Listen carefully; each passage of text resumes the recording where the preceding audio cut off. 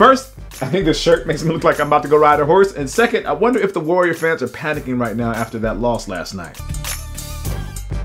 What up guys, Jacques Slade and welcome to Today in Sneaks. Got a good one for you today and it kicks off with the Curry 3. The shoe officially launched on October 25th and new colors are already starting to show up. Taking inspiration from Curry's jumper, the Curry 3 is seen here in the rainwater colorway. With a jumper as wet as Curry's, it only makes sense to show it a little love. The translucent neon greenish outsole keeps it quiet down below, but it's really the turquoise or aqua color on the upper that really sets this model apart. From the anafoam to the carbon fiber wings, the Curry 3 is ready to take it to the court. Pricing for this pair is $140 and they release on the 28th.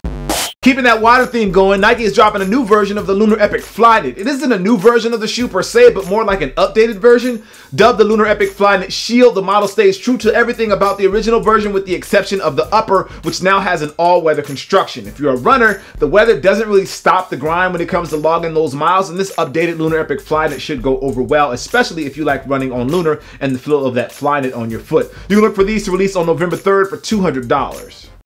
Lifestyle may not be the first thing you think about when it comes to basketball sneakers, but how well you can rock a sneaker off the court can be just as important as its on-court performance. Under Armour is fully aware of this fact and has instead opted to create a strictly lifestyle version of its performance shoes. Today they revealed the Under Armour Primo, which looks to borrow heavily from the Curry 1. Mixed with premium leather and waxed canvas on the upper, these are the strongest lifestyle play that I've seen from them yet. The UA branding is only on the heel, which almost gives these a luxury sneaker aesthetic. Look for these to only release at boutiques in early November.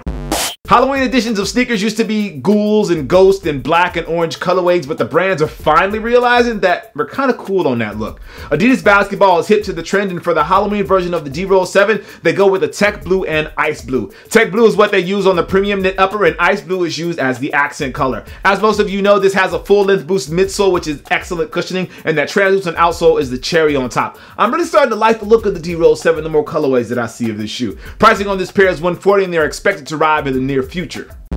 Nike Sportswear has been cooking when it comes to the Foamposites the last few months, and from what I hear, the next few months will be very nice as well. One colorway that has been getting a lot of buzz is the 20th anniversary colorway of the shoe that many believe is this silver colorway. The upper uses a silver carbon fiber, which extends the carbon fiber found on the shoe's shank plate as well. The outsole looks to keep with the silver theme and has silver tint to it as well, while black is used on the liner and on the eyelets. From what I hear, these drop in March, so stay tuned for more as we get closer to that date. For the last video, the question was, if you could choose only one shoe that you could have credit for being the designer of, which one would it be? This is what Funky Town Gotcha had to say. To have credit for one shoe, easily, the Chuck Taylor. All walks of life are in that shoe. Stay tuned to the end of the video for a few more of your responses, and I know I said that before, but I didn't do it, but I mean it today. My bad.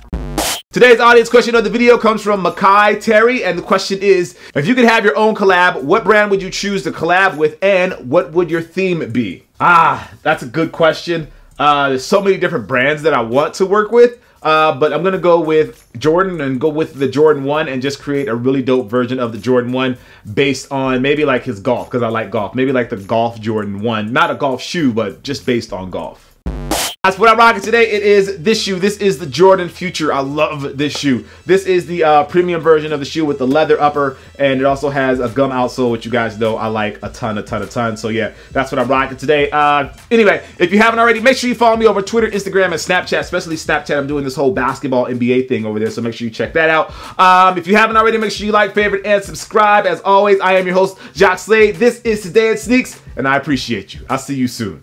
Peace. As I was saying, here are a couple more answers to the question of the day. This one's from Danismo Icemac, and he said, the Tiffany Dunks just because of the impact that they had on the sneaker culture.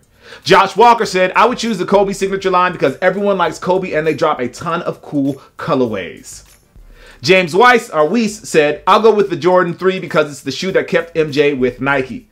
And finally, Hungry Shark Films said, Yeezy because then I would be Kanye. Well played, Hungry Shark Films.